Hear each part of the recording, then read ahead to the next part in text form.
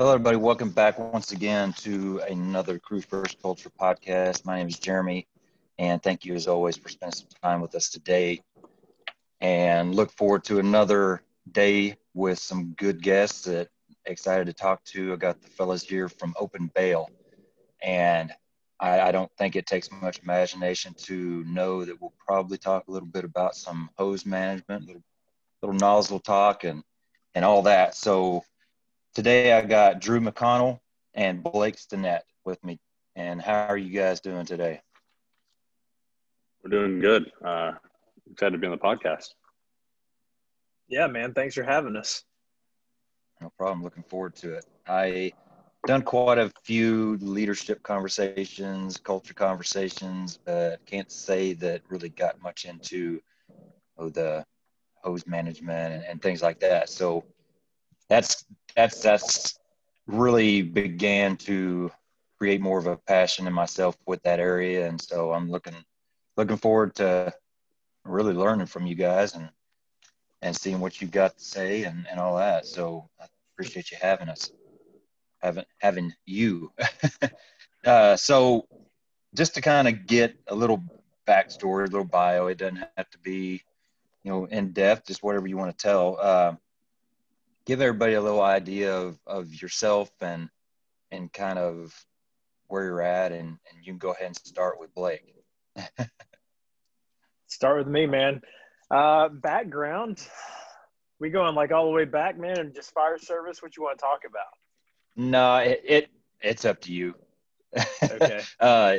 If you want to just do a short bio of where you're at right now, and that's fine with me. It's really just whatever you want to say. Yeah, sounds good, man. Cool. Yeah, so for me, man, I've been in the fire service full-time for 5 years now. I started back in 2015. Started with Gwinnett County. It's a bigger county here in Georgia. So I live just east of Atlanta in Georgia. Like I said, started with Gwinnett County. It's a big department, man, 32 stations now. Over 1 million people or close to 1 million people population wise. I'm a paramedic firefighter. So was on an ambulance a little bit, was on an engine there, and just didn't love the transport life. So about 3 years ago, I moved to the city of Sandy Springs, which is where I currently serve. I'm at Station 53 there, and the apparatus I ride on is a specialty rig. So it's our squad, man, but it actually has a pump on it, so we get the best of both worlds. Ours is modeled after FDNY, man. So we pump first do fires, and then any other fire that we are not first to do, we kind of do whatever needs to be done. So like I said, man, been there for a little over 3 years and absolutely enjoy it, and just enjoy the job as a whole, enjoy learning, enjoy, teaching, and just trying to really perfect the craft. But outside of that, man, I'm married, been married for a little over 10 years to my wife, who's in nursing school right now. So life is a little bit crazy. We got 2 kids who just started back to school in person, which is awesome. But they're 8. My daughter's 8. My son's 5. And also I run a nonprofit called Next Rung. So that's what I do, man, just in a nutshell. I honestly, I didn't know that you were associated with Next Rung as well. So that's cool. We can definitely get into a little bit of that as well. Yeah. Go ahead, Mr. Drew. Drew McConnell. I live in Idaho. I work for Caldwell Fire Department. I've been in the service for only 5 years, so it's been a fun little ride so far. Trying to push my knowledge, but I work for a small department outside of my town I live in. I live kind of close to John Ford. I live in the area, but we have 2 stations. We run 3 engines, kind of essentially rescues, but we do all fire pumping. Nozzles are kind of our deal, but we're having our 3rd station built. We serve just about, I think it's almost 60,000 people. Our square mileage is pretty big. We do it all though. We get lucky enough to have, we get quite a bit of structure fires. We do get car extrications. We get so far to rescue stuff, ropes. We do it all. So it's very fun and versatile department. We can do everything. I enjoy the heck out of it, and we're busy. There's not much time to sleep, not compared to like a big city, but we do run quite a bit of calls. So I'm lucky enough for that. I've got a wife. She's a nurse as well, like Blake's wife's going to be. She's going through nurse practitioner school. So life's a little stressful right now. I've got babies. So they're 5 years old, 5-year-old daughter and a 3-year-old son. And man, I love everything about being where I'm at in life, and I just couldn't be more blessed. So I'm excited. It's awesome. So my wife as well as a nurse, we definitely have that. It seems like that's a very common theme in firefighters. Yeah. She just finished her bachelor's degree a couple months ago, and that was I understand where you guys are coming from. It's a congratulations. It's a stressful time for sure. Heck yeah, it's stressful. Yeah. Well, awesome, man. So I guess, and this will be just kind of hit whoever has something to talk about. I don't know who runs what or what, but I would like to kind of get an idea of what is behind Open Bale. You know, where it started, kind of what your message is, what's your really purpose for. Drew keeps on trying to pass the mic to Blake, but let's just give me an idea of where you're coming from and what you got to pass on.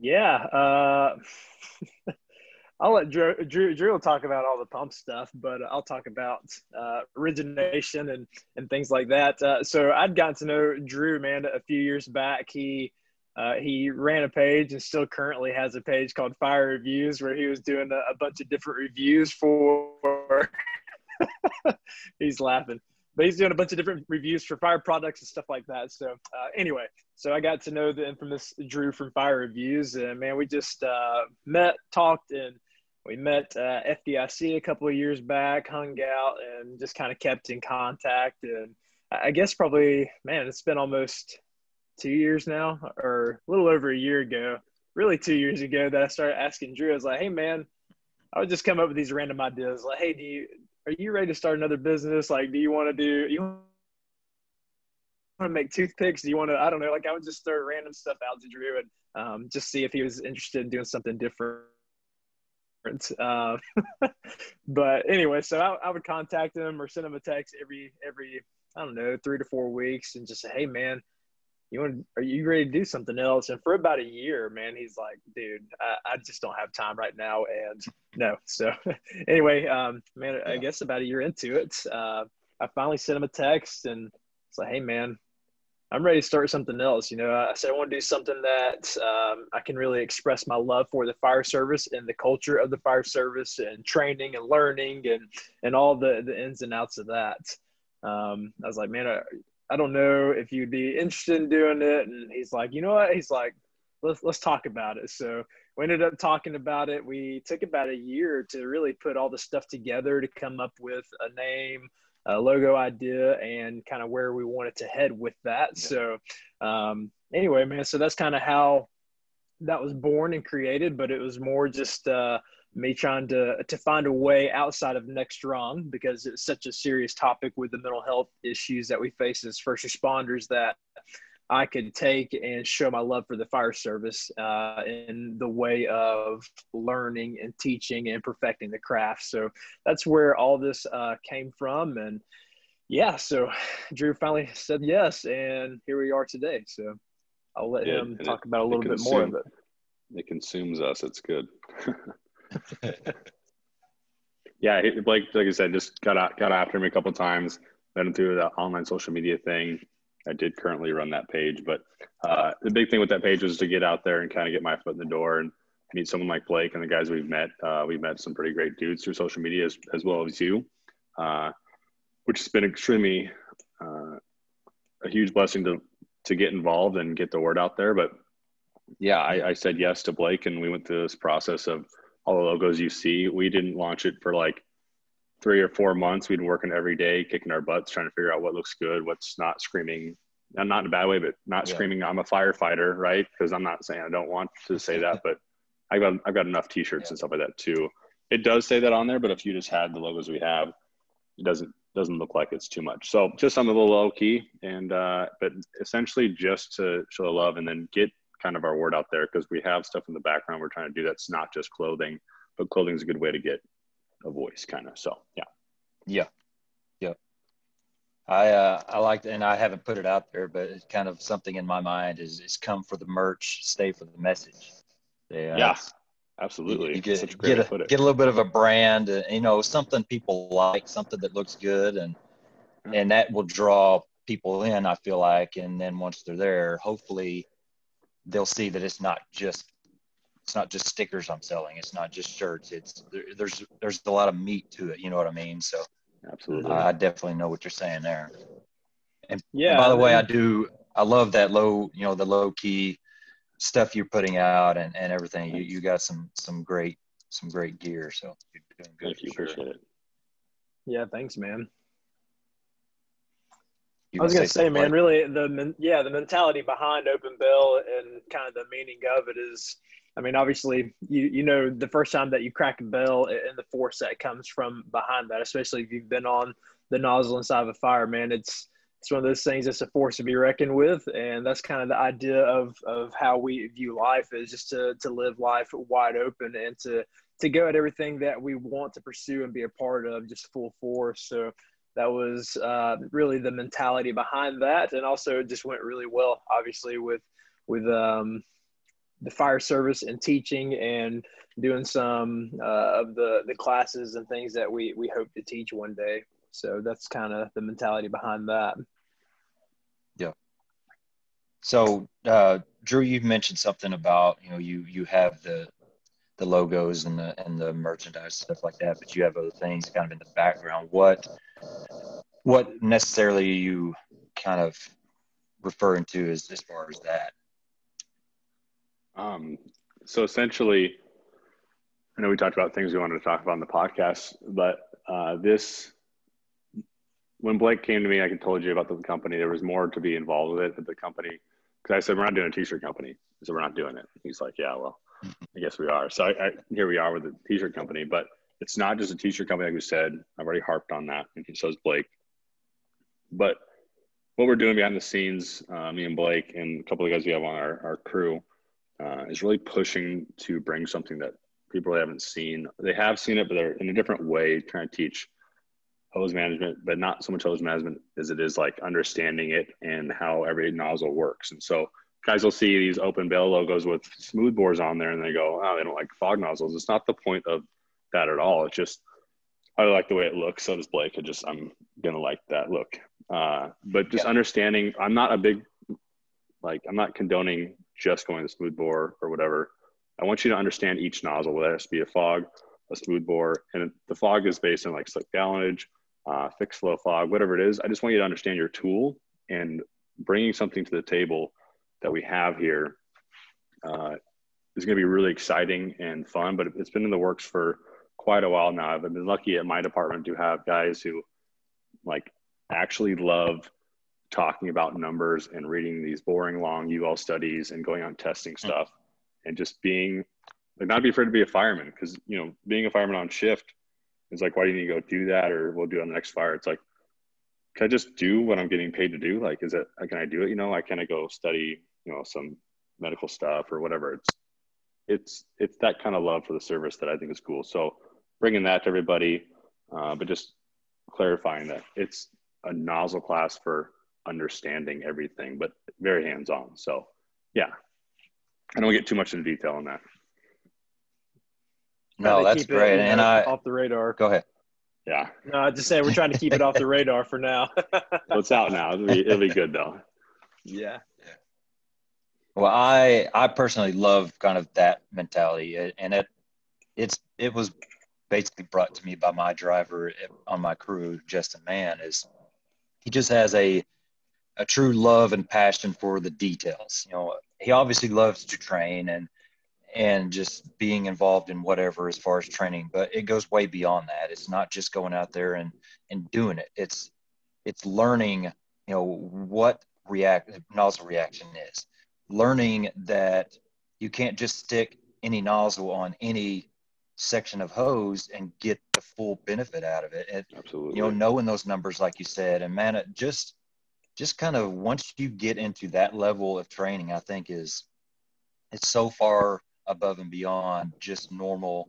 You go out there, you grab something, you use it, and you put it up and you go home. I think there's so much more to learn and gain if you really get into those details like that. That's a awesome. very well way of putting it. I agree. That's the basis. And it's just like, not only knowing, you know, if you want to say nozzle reaction like that, but what causes it, why is it doing that, and understand the whole basics and like the hydraulics behind it, like that, to understand deeper what it is, whether you need to know it or not, is good for your mental game. Like, that's good to understand. So yeah, 100% agree with that.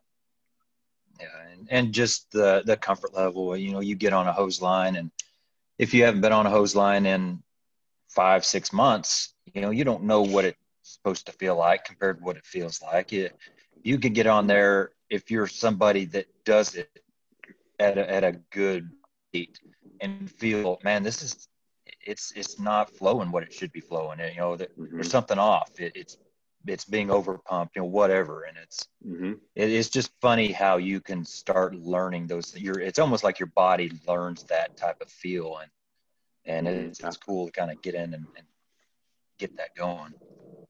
Yeah, that's on the nose, man. That's definitely, we make our probies and our new guys, and we do it personally as much as we can on shift. We flow a lot of water, which is good. Our citizens like to see it, but we pump them at different rates, and we say, what's your GPM? We ask them questions and make them think like, am I going to go inside this fire with this line? You know, because like you said, it's been 5 months. You know, we're not flowing for the comfort factor, we're flowing to put out fire. So that might get some guys fired up, but man, having the knowledge to make that line feel like a booster line by training and practicing all the time, rather than it feeling like a 2.5 when you pick up your 1 3/4 line after 5 months, you're like, hey, pump the pressure down. It's just a big thing. So yeah. It's funny. Some of the videos that I put out there, we're working with Elkhart low pressure nozzles right now. And, you know, with the low pressure nozzle, you could sit there and get a good whip on the line with very minimal effort. And I've just seen these comments like, well, you're not even pumping it very high. Anybody could do that. Or, you know, like we have the shutoffs that you could take the fog tip off and just use as a solid bore. And I'll get slug inside. You don't even have a nozzle on the end of it. What do you? I mean, it's just like, well, I know the knowledge is. You know, it's hard. It's hard to just ignore it and keep going. But you know, whatever. I got a friend that always says, stay out of the comment section. It's hard to stay out of the comment section, but yet everyone has an opinion, which is good. Everyone, you know, might have some good stuff to talk about, but just trying to preach the knowledge and understanding every basics and the dynamics of each nozzle. And there are a million ways to split that nozzle, right? Like, you know, talk about shutoffs, they got their own things. You got slugs inside of it, different nozzles based on pressure, hose lines. My gosh. Yeah, it's an 1 3/4 line, but are you really have an 1 3/4 line? Is it 188? Like, you never know. There's just so many factors involved with this job. And everyone wants to see out there flowing water, and they go, like, where are your turnouts at? Don't you guys, you know, train like you play? And like I get it too. We do that. But like, if you're just trying to go out there and like do some hose management stuff real quick, you know, because we do use first in engines, not first in, but like in service engines. Sometimes we don't have spare engines to use all the time. So you kind of got to be ready to go. So medical calls, it just, you know, staying in service as best you can, but going out flowing water. So yeah. I was going to say too, man, that's something funny. Go ahead. No, I was just going to say, man, it's funny to see different people's comments. And sometimes, like, I intentionally posted something the other day, like just in our story feed. And I had a 1 1/16 nozzle on an 1 3/4. And so it was funny because even Elkhart, they messaged us like, hey, that's an interesting combination and more. I just want to see what people know or what people are going to say, because we were just testing hose. So we just threw a random nozzle on the end of the hose just to test pressures on it.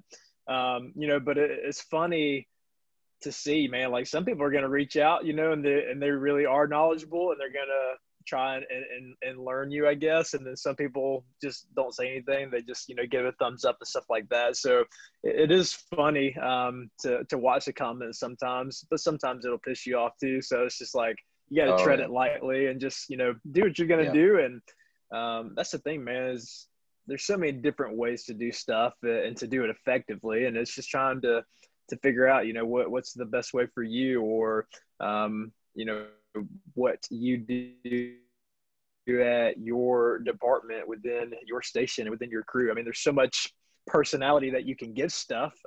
So it really just depends on the makeup of your crew and the things that you guys prefer, and really the freedoms that you have in your department, because some departments have more freedoms on the hose lays that they can put in their rigs, or the nozzles that they can use. I mean, I know specifically at our department, we don't put smooth bores on 1 3/4 lines. I've been pushing for it and have talked about that a lot. So we use fog nozzles. We use a cheap nozzle, and I mean, that's what you get good with using. And there's always a question of, hey, which one do you like better? And like Drew said earlier, it's not about being diehard one way or the other, but it's knowing how to utilize the tool that you have in front of you.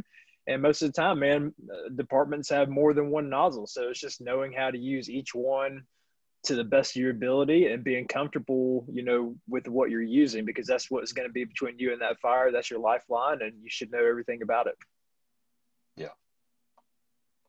I think there's a lot to be said about kind of what you said right there. Is we, for the most part, I would say it's pretty safe to say that we don't get to just pick what we use. We are stuck with what we have. And if your department has the latest and greatest, the buzzword nozzles, that's awesome. Do you know how to use them? Okay. Well, if your department has, nozzles that nobody wants, nozzles that are kind of like the cuss word, the fire service, well, that's still what you have. And so you have to learn how to use them to the best of your ability and the best of the equipment's ability. And that you get that through training. And it's kind of like our engine. We're an engine house, and our engine is, just to be honest, it's awful. We hate it. It's absolutely terrible. It looks like a rescue. It's got a tiny hose bed that is, it feels like it's 10 feet up in the air. We just don't like it. It's not set up as somebody like us would say an engine should be set up. And so, that's what you got. It's not like I can go send it back and get something else. It's what we got. So you just got to figure out ways of making it work for you as best as you can. And it goes the same way with equipment as well. Yeah. So you got two of you guys working this, these social pages and everything. I think Blake said something earlier about Drew talking about pumping. Do you guys have more areas of, one guy's more stronger in this area, one guy's more knowledgeable in this area? Do you kind of split things up like that, or is it just whatever? I think that, well, Blake can say what he wants to. We play on our strengths very well. So that's what's good. Like Blake runs very knowledgeable on everything as well, but he runs like a super tight ship with neck strung. That guy puts out a ton of orders. I don't even know how that guy has his own life to do anything, because he's on call for, people calling for help or whatever. And he's a nonprofit, and he does really well, and he's super selfless, and that's great. And I really can't even, I get goosebumps. I'm like, I don't know how you handle it. I don't know how he handles it, because we're busy at Open Bale with products every once in a while. And I'm like trying to get through it. And he's constantly on it, right? But he's the brains behind most of the stuff you see on, how everything works, how everything gets shipped out, and like all the back end stuff. And he's just great. And he's on social media as much as I am. And he brought this Tip Thursday into it. And I didn't want to do Tip Thursday because it requires us to do something every Thursday, but it makes me think a little harder. And, it's good. Everyone has their own tips and all that stuff. And, I kind of focus on, I do the order shipping, and he does product ordering. We work on designs together. And then I me and him are working on a class, and he's kind of letting me take the class and the information and knowledge to where I think we should be. And before we parlay it out there, making sure it's dialed in and honed in. Because at the end of the day, Jeremy, I'm the biggest nerd when it comes to anything to do with firefighting. But I do think the engines make the world go around in our department at the moment. I know the truck guys are freaking out right now, but it does. So at least for our department, it does. So I focus hard, and I truly do love every aspect of flowing, pumping, and all that. So that I'm all in. Yeah. On the flip side of that, yeah, like Drew, like you said, he's the brains behind, especially all the pumping stuff, man. Like, I'll be honest, before we started this, like, yeah, I mean, I've been on an engine, and, man, I've flowed. I've been on the nozzle and fires, and I understand that. I understand the importance of it, knowing GPM, knowing, what you're flowing at and why you do it. But, man, like, him and one of the other guys. Chase Jablonski. I really sat in a meeting with them. I've heard of it, so I definitely like to let those guys run with it. And man, they have a very good knowledge on all that stuff, way above what I do. Just because they eat, sleep, and breathe that stuff, especially because y'all are on shift together, right, Drew? Yeah, we are currently on shift together. So, I mean, they literally have time, when they're at work, to sit down and talk about this stuff. Chase is incredibly smart when it comes to pumping and, knowing all the ins and outs of that as well.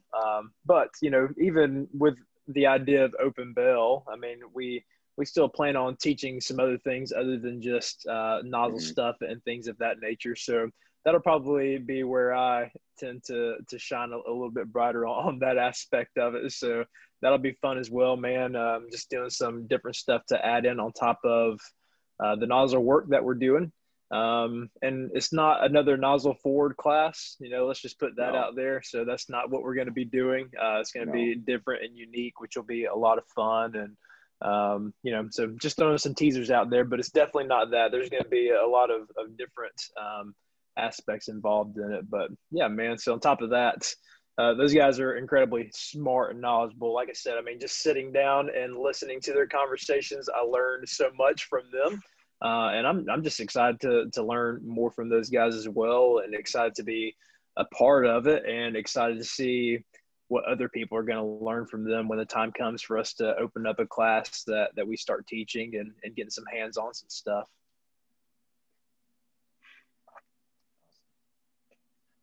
So what do you think are some areas that kind of just generically the fire service need to really work on when if we're kind of zoned in on this hose line attack, hose advancement, nozzle work, things like that?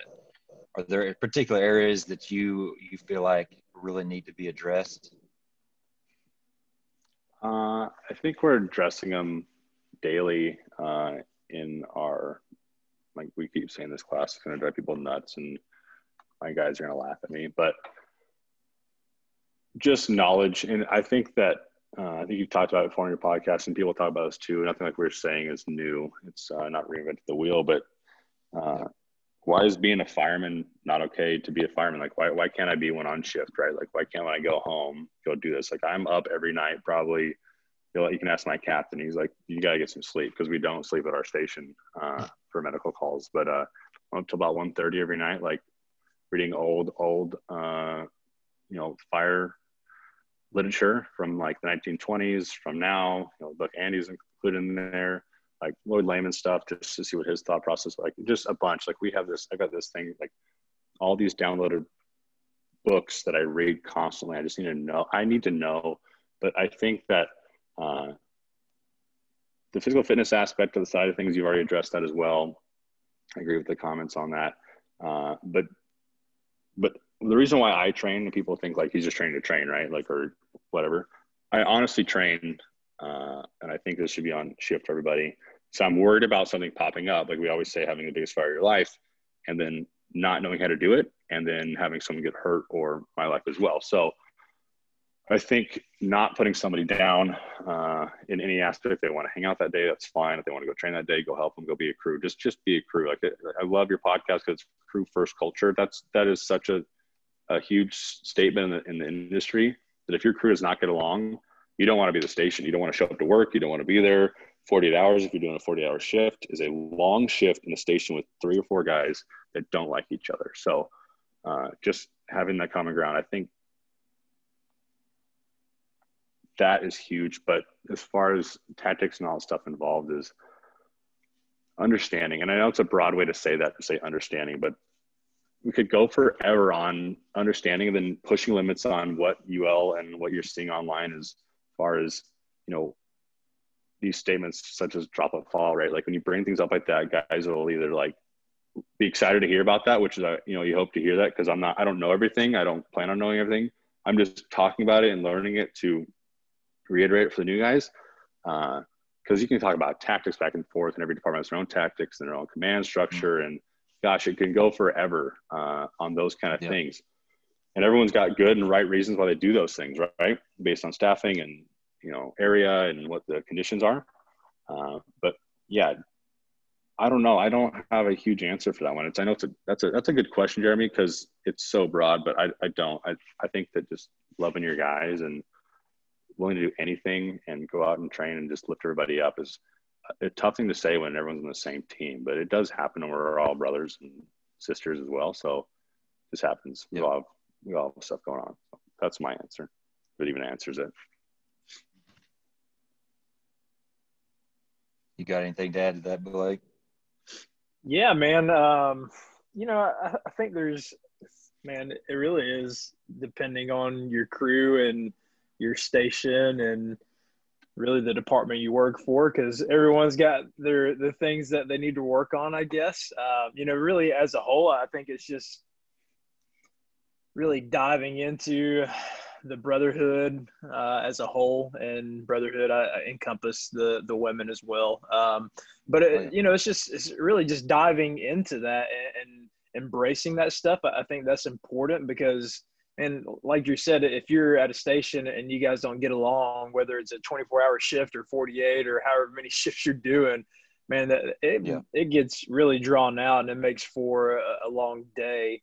And then you just kind of feel like, well, I don't know what to do. I don't want to say anything. I don't want to suggest anything, but it really is getting together, training together, and just making the best of the things that we're supposed to do, because you can make training dreadful.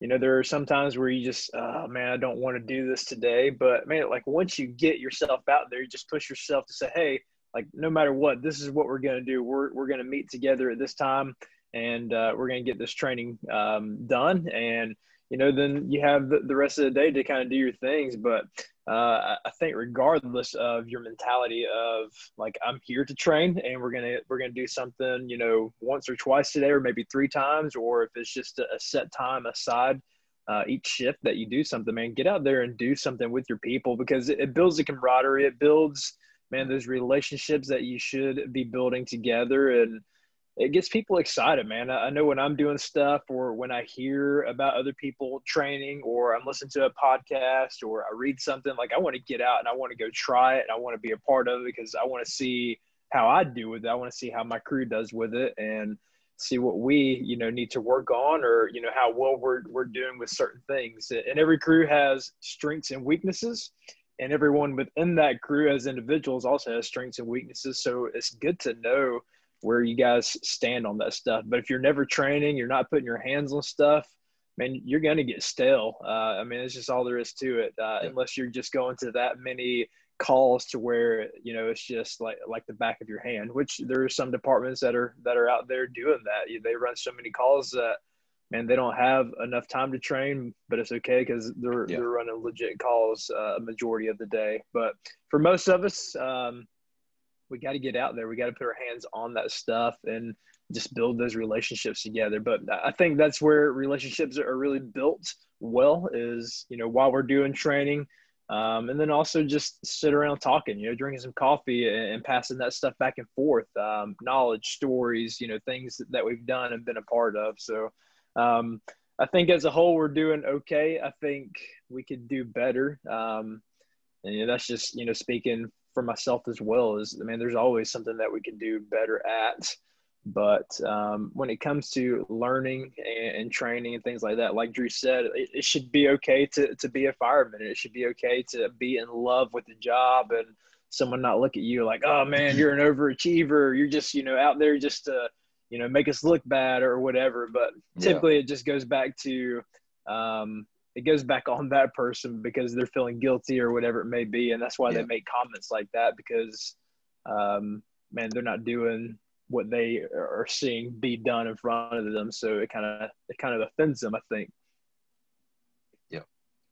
No, I couldn't agree more with all of that both of you said. I think training is such a great opportunity to build that, the crew morale, build unity, all of that, if you're doing it right. If you're somebody that pushes to do it just to do it, and you're going out and it's not good quality training, you're just trying to do it to check a box, you're going to be fighting an uphill battle, and you're really doing yourself and your crew a disservice. But if you're looking at doing good stuff, good quality training, and I'm telling you, I've had a lot of kind of mixed feedback on this whole daily training.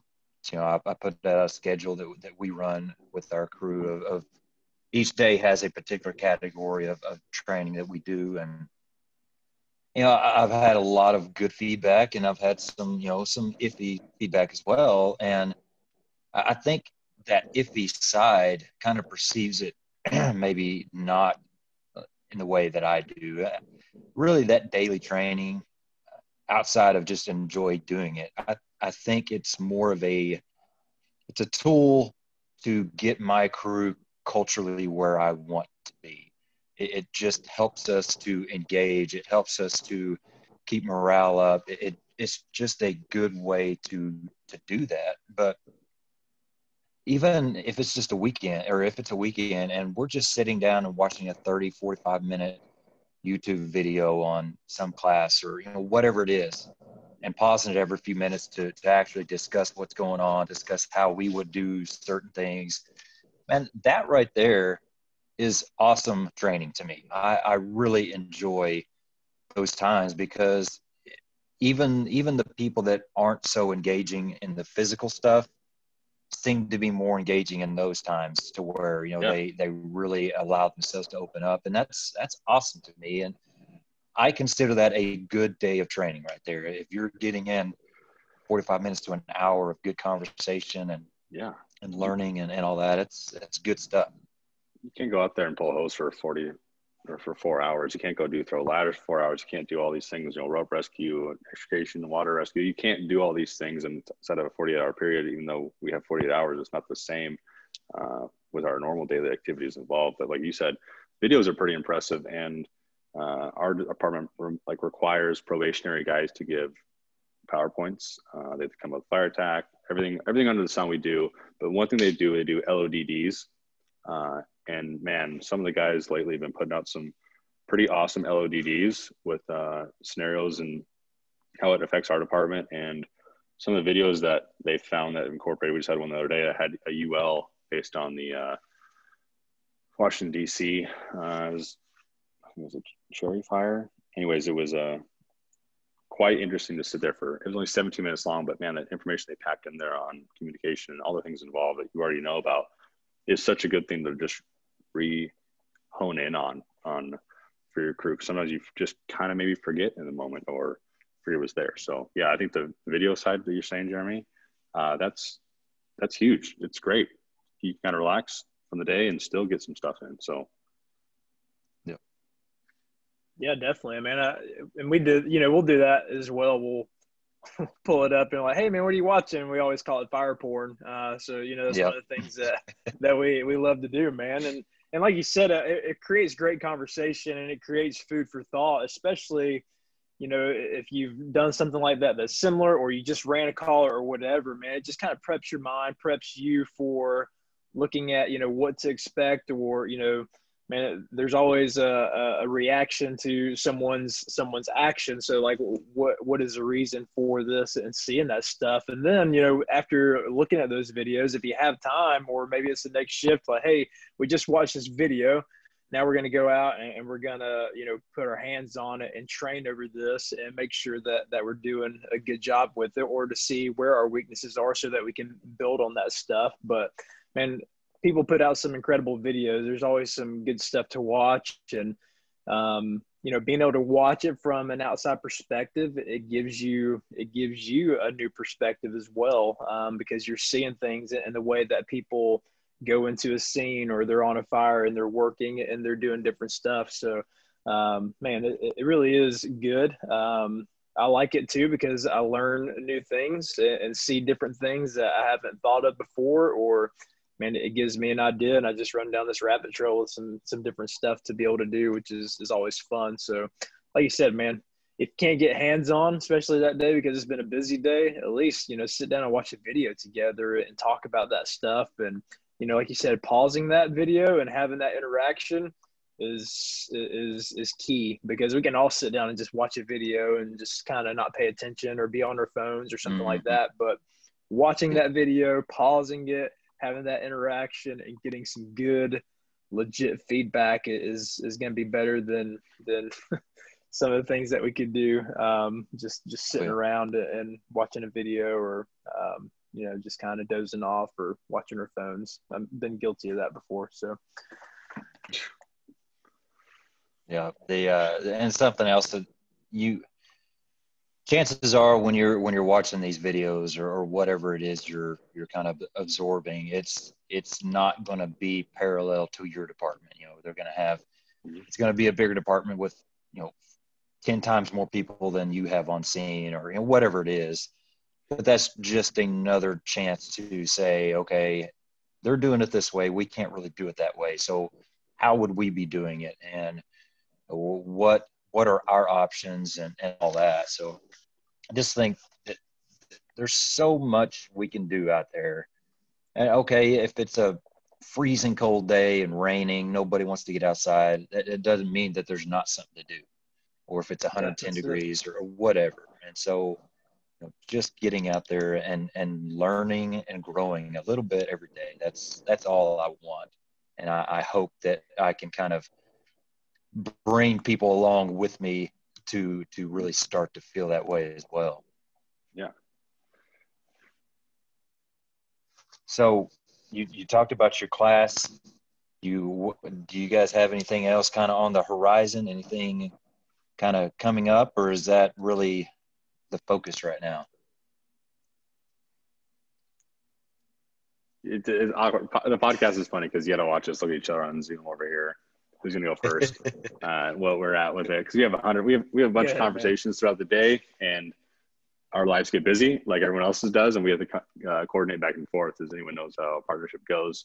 But we're kind of working on some more things for it's getting fall weather outside. It's 2020, so the world's kind of crazy. We all could agree, but just trying to get things lined up with products and stuff like that. When we release something, it takes time. Like, we don't just say, hey, we don't throw something together and just throw it out there. It usually takes us a couple months to figure something out, which is good because we're not in a hurry.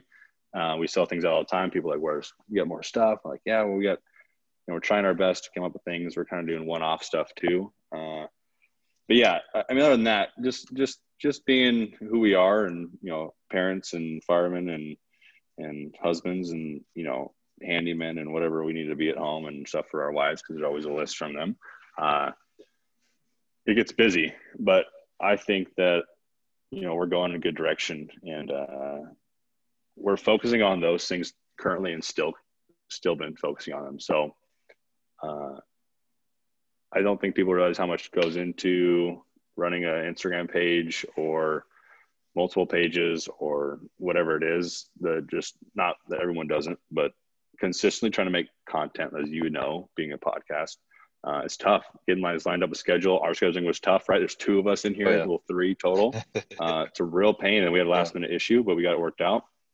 But I think we're going well. There's nothing crazy coming up, which is good. I don't think I could handle any more. Not to be like a wuss, but like I don't think I could do any more than what we're doing.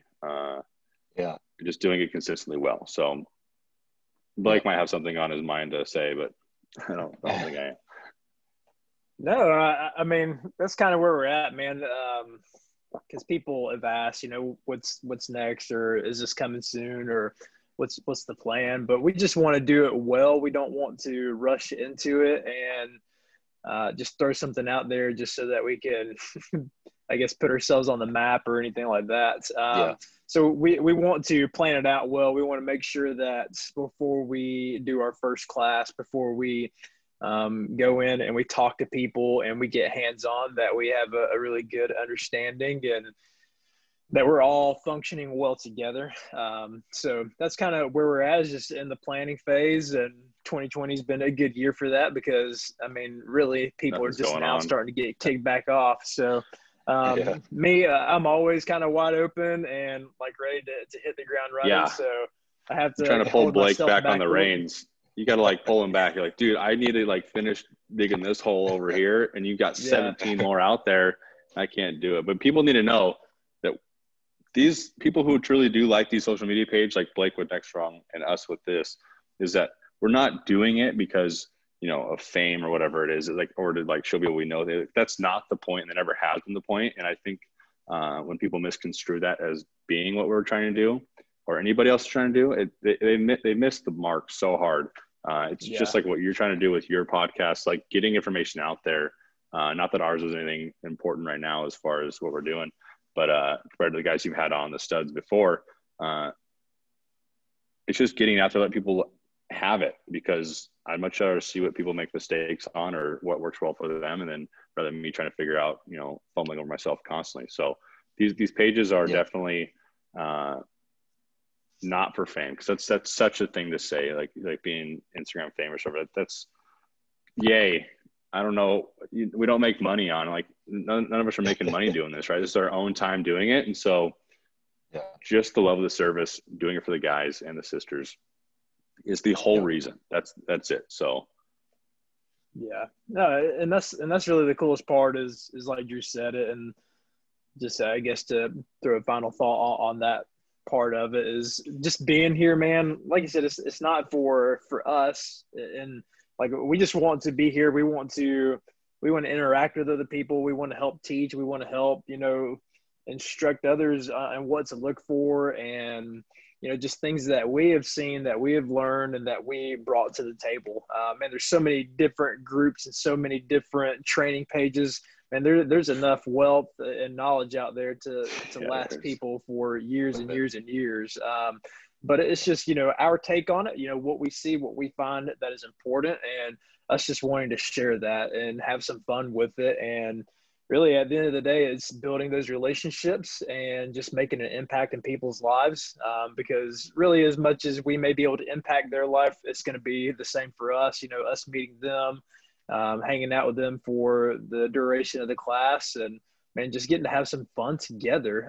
Because really, man, there's so many times that you can go out and take a class and you might have a pretty good understanding on it, but you go and you take that class just to continue to refresh your knowledge on stuff, or to see maybe just one different take on it than you've ever learned before, which can really, it can change your whole philosophy on stuff at times. But man, that's it. Just being here for the people, man, and for the people that we work with and serve alongside, and just helping each other be better. And it's just like this weekend for me, man. I think you did a podcast with Bears of the Oath last week with Shane and Lee. Yeah. So great. Those guys are right here by me. We're doing a conference this week together, so I'll be up there hanging out with them. Like, those relationships that we build and continue to do stuff like that. So if I'm not doing stuff with Open Bell or Next Strong, I'm trying to help out and being a part of other stuff, man, just so that I can continue to build myself and continue to refresh my skills and just learn how to teach other people, and then learn from other people who are teaching other people, and just be able to really share that wealth of knowledge to everyone else who wants to be a part of what we're doing. Yeah. Like Drew said, I think that's a good way to put it. Is it's not about being famous or well known or whatever, anything like that. But as people that are doing what we're doing, you want to see the numbers grow, because that just means that's more people that you're reaching, and the more that you're getting your message out. But at the same time, it's, if that's construed as wanting to be quotation marks famous, okay, you can call it what you want, but it's not what we're doing. Like you said, it's not like we're getting wealthy off of this stuff. But for me, doing what I'm doing right now, I'm starting to find that it's more of a selfish thing for myself, because absolutely, I'm getting to talk to great people doing great things for the fire service that have so much that I want to learn from them. So I'm having these conversations. It's just conversations. This stuff isn't scripted. I don't have notes that I want to follow and all that. I'm having a conversation that I'm lucky enough to have with some great people in the fire service.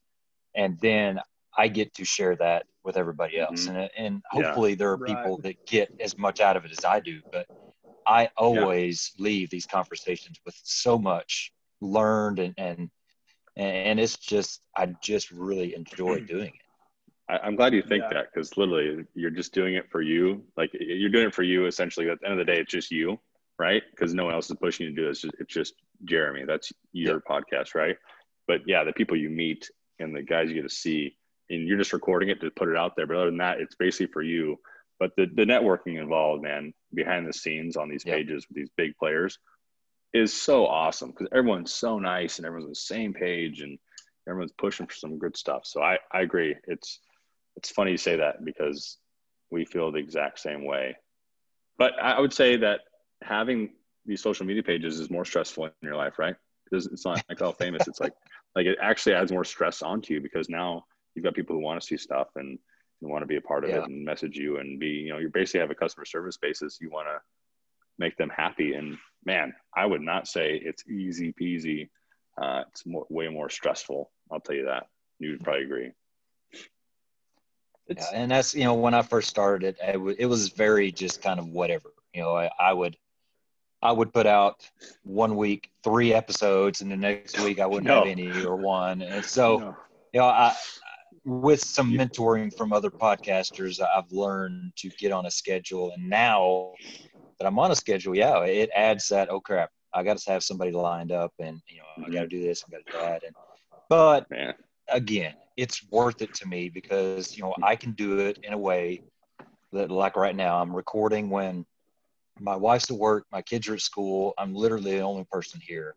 I'm not taking any time away from my family. I enjoy it. I learn from it. And I talked to my wife a couple of weeks ago. I think this has done more just in my personal life than anything that's happened in quite a while, because I can't talk about these things, leadership and culture and brotherhood and all that wise, if I don't bring it home as well. I would feel like a terrible person. And so it's truly helped me at home as well. And I want to really make sure she understands that. So, it gives her the full picture. And so I've been lucky to meet so many people like you guys, and just learn and grow. And so it's awesome. Yeah, I was going to say, man, I think one of the coolest parts about this is the excitement that you have. Like you said, man, like bringing that stuff home and wanting to talk about it and be a part of that. And, man, it's just kind of a part of your daily life. It just continues to build that excitement, I think. And, for Drew and I, like you said, we alternate the Thursdays that we do the Tip Thursday. And like we challenge each other, man. So he'll post something, I'm like, dang, man, that was really good. So like the next week I have to, really challenge myself to either think outside the box or, whatever it may be. But just for the posting and things like that, it challenges me to get out there.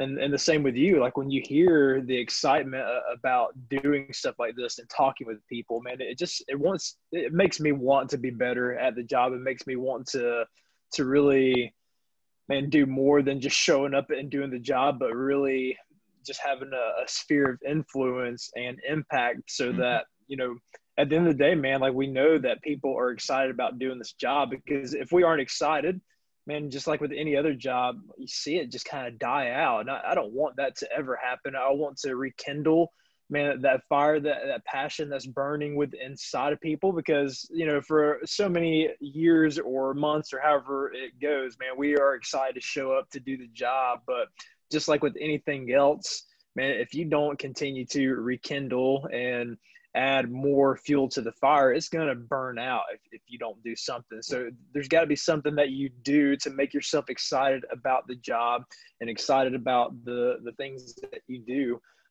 Because if you don't, man, eventually it just becomes for naught. And I don't ever want that to be the case. I always want there to be a reason that I'm still here, that I'm sticking around, that I'm doing something. And like you said, it's not just for you, but it's for the other people as well, that you have the potential to impact. And it's all fun, man. It just, just trying to keep that fire burning and grow it and share that with other people, man. That's really what we want at the end of the day. And that's why we're doing this. And, not to harp on that, but I feel like we're not dropping a whole lot of knowledge yet. So maybe there will be a part 2 once we put our class out. Yeah, like that. I was just going to say, we can do a second episode. So, I mean, this is more just getting to know Drew and Blake. Intro. Yeah. What we do. Yeah. So I'm holding back. So we're holding back so much. It hurts. I know. I feel bad that we're holding back, but right. For everybody that is going to listen, and man, just know that we got more stuff coming, and we would love to have you guys a part of the Open Bell family. Just following the things that we're doing, because we're going to be putting out some, what I think is some really good stuff. And when I say we, I mean Drew and Chase and a couple of other guys, man, and some of the other people that we want to add to our team. But it's going to be good, man. We're super excited, and really just want to make a difference and have some fun while we do it. Yeah. You say you're not bringing in knowledge. It's not about just some type of, illustrious knowledge bombs that you're dropping that people haven't thought of. It's not about that. It's about good conversation. And we're, as far as what I feel, we're definitely in that arena for sure. I've been on 18 years, almost 18 and a half, I guess, basically. And I've had conversations with my crew not long ago about, being on 18 years, I can look at all of these different aspects and techniques of our job. And I honestly don't feel like I am just a expert or master at any of them, even being on that long. And it's just, it goes back to what you just said, Blake, is you've got to keep going at it. You've got to keep doing constantly all these things. And our job is so dynamic. It's just impossible to get everything in, but you just got to keep doing something. Well, someone for 18 years as yourself, like the humility part of it, like I guess I try and preach that one as much as I can personally. Like humility is huge, because you have guys who get red helmets or white helmets. It just, their job is not to be a part of it anymore, which I totally get, or they don't want to go flow water or go through a ladder or climb up. They might be doing it. You're on scene, right? Like you're on scene. You're the boss. Like you might be called on to do something because you see it. So having the humility to say, hey, I've learned this in the past, or what are these new guys bringing in? Because always, what are these new guys bringing in, and what are these old guys having? And when you find out the new guys are talking about old guy stuff that's beyond, past them, back around to the thing, because it's this cyclical cycle. It's cool, but just having the humility to go make a mistake, pick up a nozzle, throw a ladder, fall, hurt yourself, whatever it is, I don't really care, with your crew, is better than just saying, Proby, you got to do it. Right? Because Proby doesn't, how's Proby? He's already freaking out because he doesn't know how to do it. He's green as green can be. And man, I think it's cool the way you think about it. 18 years in, you don't know everything, which is how everyone should think about it, right? Because it's constantly changing, and we can all agree to that. And that's the best way to have a thought process, Jim. I think it's great. That's been something new, and I have discussed it, a few times on here, and I hope to kind of maybe instill a little bit of that in others, especially in my department, because historically, like I've talked about, officers just aren't involved in the hands-on stuff in training. We don't Yeah. do it on scene, unless things are bad. So we don't do it in training. Well, no, that doesn't help me at all when my crew needs to learn something that they don't know or needs to get better at something. That doesn't help me at all when I get a new firefighter that needs a lot of help in all the areas. Well, I've got to know that stuff so that I can teach it to others. Well, I've got the episode. We're recording this on Wednesday, so Thursday I'll be releasing my next episode, and it's by the time you listen to this, you already know, but Scott Thompson, and I don't know if you guys know him, but freaking awesome chief. But he said something in that episode that continues to blow me away. It's experience means nothing or is worthless if you don't share it. And I think, man, that is so on the nose, and it's a powerful statement to me. Experience is worthless if you don't share it, and I could not agree more at all.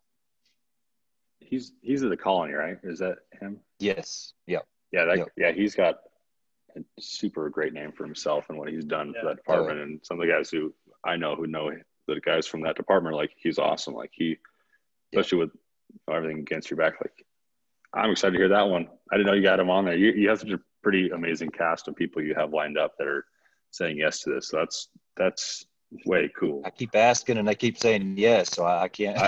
I don't know why. That's such a good way to look at it. Keep asking. Gosh, that's all I can do is get turned down. So I'm finding the people that really speak to me, and so it's been good.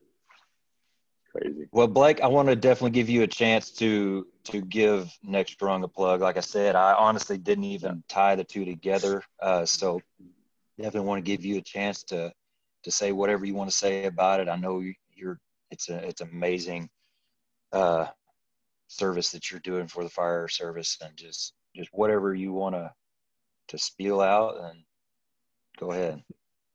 Well, thanks, man. I appreciate that. So if you guys aren't familiar with Next Rung, what we do is we tackle the mental health issues of firefighters and first responders. Majority of what we deal with are firefighters and those who are in EMS. So we have a helpline that's available 7 days a week that people can text the word support to. It's 1-833-698-7864. And we have a group of active duty firemen who are all cross-trained in EMS. So they're either EMTs or paramedics who answer that line and have been trained in peer support to maneuver through those conversations and really just kind of help these people through whatever it is that they're facing at the moment. And that's really, man, like our biggest part of what we do is the peer support aspect of it. And then we also offer avenues for professional help. So if a first responder comes in and they need counseling, we can help find a counselor in their area, someone that's going to be close to their home so that we can get them in front of a counselor. We'll call that counselor and vet them out to make sure it's going to be a good fit for them and the issues that they're facing at the moment. And then also if they need financial assistance because their insurance won't cover it or they just don't have the money to pay for it out of pocket, then we will help out with that as well. So we'll pay for the first cycle of sessions for them. And if they have some marital issues going on and they want their spouse to go, we'll pay for their spouse to get counseling as well. So, we just want to be there for the first responder and the family to make sure they're getting well taken care of, because we know that without our family, man, we wouldn't be able to do this job. And lastly, what we do, I'll take that back. As far as avenues for help as well, one of the things that we have been doing more recently is sending people to rehab. So, alcoholism is really huge in the fire service. If there's any substance that is majorly abused, it's definitely that one. And some people get into some tight spots with that. So we've been helping send people to rehab for the past year and a half or so, but really kind of focused on that a lot more in the past 6 months of being able to help people get that treatment. But lastly, what we do as well for any family that we learn of, where someone reaches out to us or we learn of a suicide, then we will donate back to that first responder's family that has taken their life by suicide, just to let them know that we're here for them, that we care about them, and that they have someone to lean on during this most difficult time of life that they're facing at the moment. So, man, we just want to be here to make a difference. That's, the whole goal really with life as a whole for me, man, is just being able to make an impact and really being here for the people that, man, I get to serve around daily. If I can't be here to help out my brothers and sisters, then, man, what else really, am I doing with my life? So it's just really to make a big impact. And, man, I don't do this by myself, obviously. My co-director is Charlie Brown. Super incredible guy. He lives in Southern California. Works for the city of Glendale, but he helps me in the day-to-day stuff, and he's shooting a video right now with just some different things that we're partnering with companies and all sorts of stuff, man. So absolutely incredible. But if you guys want to learn more, you can head to our website, nextrung.org. That's nextrung.org, and can learn more about us there. That's awesome. I really appreciate all that. That's great stuff. You gonna say something, Drew? I was just saying, you see how selfless Blake is with him and his crew on that side of things. Like, does he have time in the day? It's like, I mean, people constantly call him, and it's good. Like, they're looking for help. But that guy, I don't know how Blake does it, man. He's a special person, because that's not that he's doing it for a good reason, but it's just a lot. It's a lot for, two guys to take on, and they just like a phenomenal job. So just to hear that list that they do and they offer, I was like, whew, that's its own business, like, just to help run it and keep it up.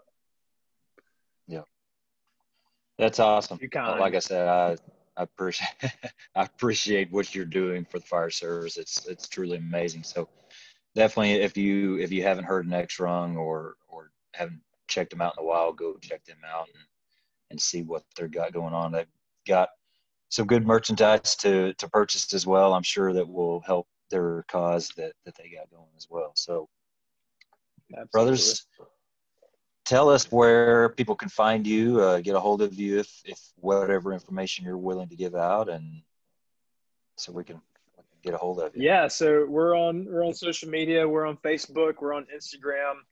Our website is open-bale.com.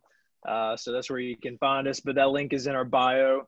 That's where all of our apparel is. And as we continue to do more, like I said, man, we're not dropping a whole lot of knowledge, but as we continue in that pursuit of adding those things and classes and stuff like that, man, our website will be filled with that information. So slow and steady wins the race, man, but we promise that we're going to start putting some stuff out here, and you guys will be the first to know. Obviously, it's going to be on all of our social media, on our website, and yeah, man, that's where you can find us, and hopefully you can find us in a town near you at some point. Post 2020, hopefully post 2020, well, yeah. Finale, yeah. Sounds good. You got anything to add to that, Drew, or is that basically the same for you? That's it. We just appreciate you taking the time out of your day and letting us talk and thank you. Bring ourselves to light and showing your followers and just knowing who we are. I think it's a great opportunity for us, and we greatly appreciate it. Absolutely. I enjoyed it for sure. All right. Well, we definitely look forward to what you guys got coming. Once you get to that point, love to have you back on and really kind of dig into some more and go from there. But I've enjoyed this time and look forward to what's coming in the future. So thank you guys. Thank you, man. Appreciate it.